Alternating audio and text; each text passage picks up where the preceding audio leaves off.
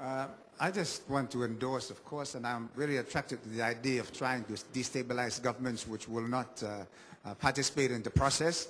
And I, quite frankly, at one stage, I was talking to the people of a country because their governments would not listen to what we were doing, what our problem was. And I think this is exactly what you're saying. But I think what you're suggesting is let's do it on a more massive scale. Let's focus on those countries which refuse to move on this issue, and try to get them interested. And if not, you know, get somebody who is interested. But I think the reality is this: we have to deal with this problem. It's the biggest challenge, the biggest danger to mankind, and I think there's too much at stake not to allow it to happen. Senator Legarda. Okay. Of course, I agree with all the views mentioned, and I think it's about time that world leaders, political leaders, even leaders in the community must rethink development. That must be not only sustainable, but also adaptable and equitable. And we must make sure that developed nations must assist the developing nations in terms of adaptation. Maybe in the least developed nations, which will be gone in 40 years, mitigation is no longer an issue since the science is irreversible. But something must be done, like a big brother approach, where the developed nations must adopt in some way, let's say the people of the Maldives or Kiribati or the other nations, in terms of providing them the land, training them so that they will be equipped with skills and livelihoods when they migrate to certain areas, and to be able also to protect and preserve and promote the cultures that will be lost in less than in 4 decades, for historians to actually chronicle the culture that will be lost in 40 years. And this political pressure, the pressure which we heard there. Of course, political pressure must be done internationally and nationally as well.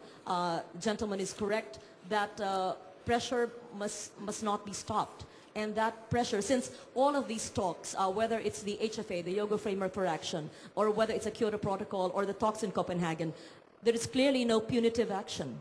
And if the big nations don't comply, we just say, I'm sorry. They just say, I'm sorry, we can't comply because we're so industrialized. The U.S., of course, we herald the new age in the United States with a great leader, but are they actually going to comply even with the levels of the first commitment of the Kyoto Protocol? That we need to ask. Their rationalization or justification is there is domestic action being done, but is that enough? They must really have deeper cuts and commit to those deeper cuts which other countries are going to do. The final word on nations at risk, the most vulnerable nations, which we've been discussing for the last hour and a half. From the standpoint of the poor nations at risk, I want to qualify this by the insertion of the word poor, because I believe all nations are at risk, but some perhaps can do more for themselves than others. From our standpoint, we agree totally that the rich and powerful nations should assume more of the responsibility and helping adapt to the onslaught. But the nations at risk particularly, which we're talking about here. Well, I appreciate, but I'm saying that unless we qualify the topic by letting everybody accept that we are all at risk, it's a global problem and we must tackle it globally. Unless we see that, some nations might think they are not on the front line, so they can drag their feet.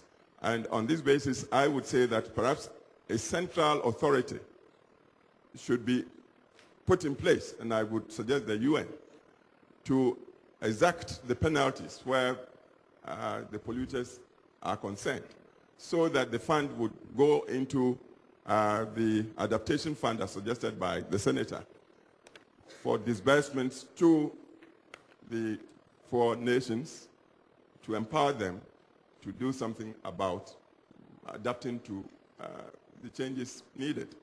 So the central authority, I believe, should be an issue concerning all of us.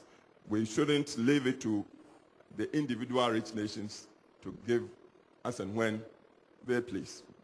There should be an overarching authority, ideally based in the United Nations, seeing to all nations respecting the conventions and paying up where they are at fault, so the justice would be done objectively, not on the whims and caprices of some countries. That one would not be acceptable. So that's it. And the talk of contraction and convergence is rather heartwarming. But I see it as in the process, medium to long term. In the immediate, we need to talk justice and also establish the central authority to exact the punishments. But of course, this is not saying these poor countries themselves should not be disciplined. We all should assume that level of responsibility that we can cope with about our environment, about our sanitation situations, and about improving our agricultural practices that tend to add more waste to our problems. So this is my viewpoint. John Kufuor, thank you very much. President Tong, Senator Legarda, thank you very much. We've overrun a little bit because we started late this morning. I hope what we've done is set out in these two plenaries a very clear landscape of where the imponderables are at the moment, where the massive challenges are, particularly for the nations at risk. Can I remind you that at 2 o'clock there are different workshops and sessions, one on managing displacement and humanitarian needs in a changing climate, and the second one on the international law and climate displaced people. Thank you very much indeed. Have a good lunch and try and be back on time if you can at 2 o'clock.